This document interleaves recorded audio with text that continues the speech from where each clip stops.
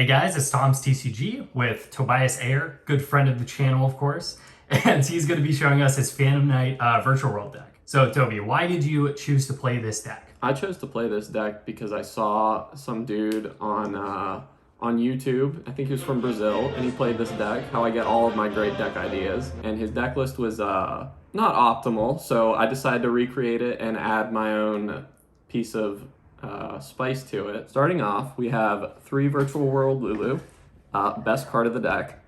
We then have 3 Virtual World Gigi, best card of the deck. 3 Virtual World Lao Lao, best card of the deck. 3 Virtual World Lily, best card of the deck. Rounding it off, we have 1 Virtual World Nian Nian. This list does not play Desires because of the supplementary engine, Belligerent Balloons mentioned, being the Phantom Knight cards, so there's a lot of one-ofs in this deck. I don't want to have to banish them with Desires. Normally I'd play 2 of this, but like I said, I don't play Desires, so I don't really see the need to play 2. Rounding off the Virtual World cards, we have 3 Kowloon, 3 King Long, 2 Chuche, and 1 Zhanwu. Pretty much standard. These cards don't really need an explanation. All these ratios make sense to me.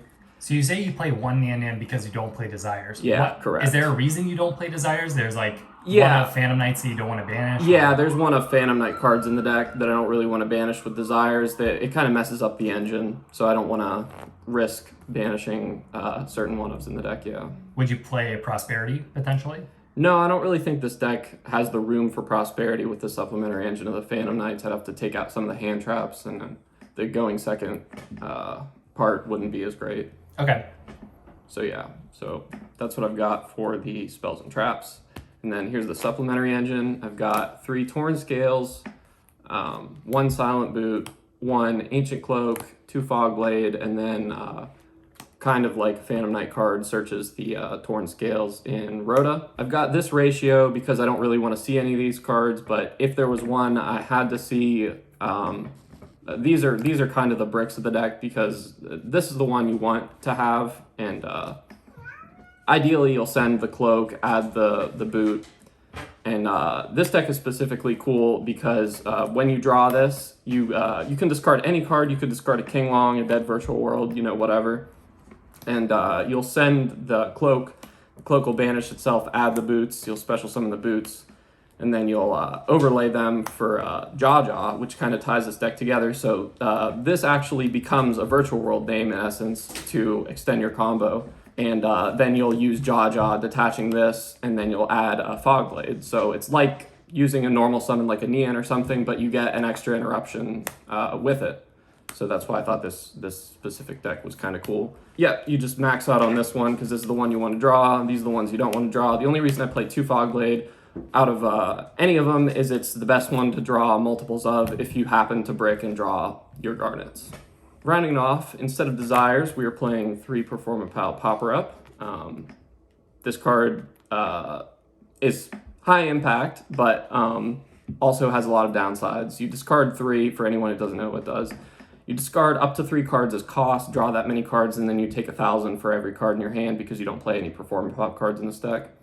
You can get ashed. That sucks when that happens, but like I said, this deck can't play Desires. A lot of the cards rely on being in the graveyard in this deck. The Phantom Knight cards are good in the graveyard. The King Longs, the Chuches, the Shanwus, stuff of that nature. So I played 3 of this, basically because I couldn't play Desires. 39 cards. And then hand traps, I did 3 Gamma, 2 Ash, and the driver, obviously. I played Gamma in this deck specifically because I wanted high impact hand traps because I couldn't play more than 5. And 5 is about 50.56% to draw one, so about half the games, assuming you lose the die roll. You draw a hand trap, and I played this one because it was high impact, like I said. This one's universal, and I couldn't find the space for any more, so that's why I played that ratio. The extra deck, like I said, I played 1 Jaw, specifically in this deck because you can do the Phantom Knight stuff, and a normal summon of the Phantom Knight becomes this, plus an extra interruption. Fortune Tune for Zeus. Tomy, great card. Fan against all the control decks, specifically good against Striker. This list plays Beatrice. To send the Phantom Knight cards, if you don't hard draw them, you can potentially add the Fogblade by sending the boots with this guy if you don't, or girl, if you don't draw into the Phantom Knight cards naturally. Zeus, Charge Warrior, Coral Dragon, Juju for the generic 6s, Shen, Vermilion, pretty standard, and Mud Dragon, Zulkin, Crystal Wing for the package. And this list plays Dragoon over Kaliga because I think this list is specifically better against the combo decks because you get the actual additional interruption with the Fog Blade. So I wanted this more against the control decks than the Kaliga.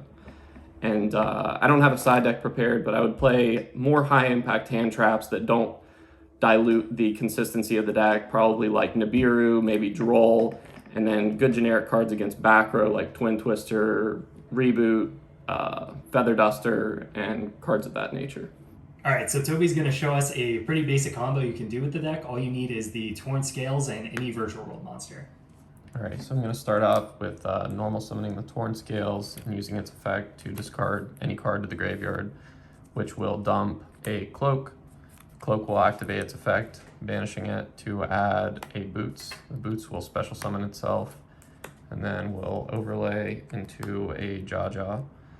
We'll then activate the Gigi's effect, targeting the Jaja to send a Kinglong to the graveyard.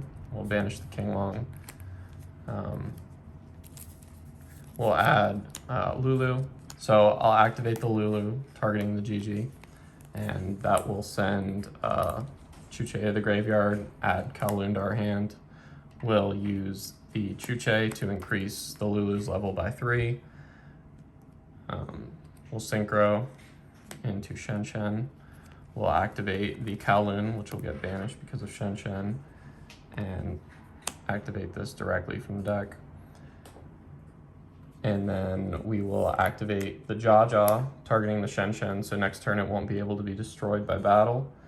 And then we'll banish the Boot to add the Fog Blade to our hand. And if we draw any other Virtual World monster, we're able to end on the Dragoon and the Crystal Wing stuff, like the normal Virtual World deck can do.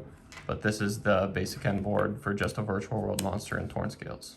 Okay, thanks a lot, Toby, for the profile. It's a pretty cool deck. So do you think that this is better than the standard Virtual World list, or how would you rank it? I don't think it's necessarily better, but it is a cool take on the deck, and I think it's better against certain hand traps in the meta, but it's a little bit worse going second because I play the supplementary engine, so I can't fit as many hand traps in my deck. How would you rank Virtual World generally in the current meta? I'd say it's probably near the bottom of tier 1, maybe 1.5. Okay, so about where it was last format, maybe a bit better? I think it's a bit better than last format, yeah. It's positioned well against a lot of the rogue decks, and Dragon Link being out of the format definitely was its worst matchup. So having that obviously makes the deck a lot better. All right, well, thanks a lot, Toby, for the profile. Thanks for watching, guys. Subscribe to Tom's TCG, of course, for more sick Yu-Gi-Oh content. It's Wednesday, my dudes. It is Wednesday, my dudes. I'll see you guys next time. Bye-bye.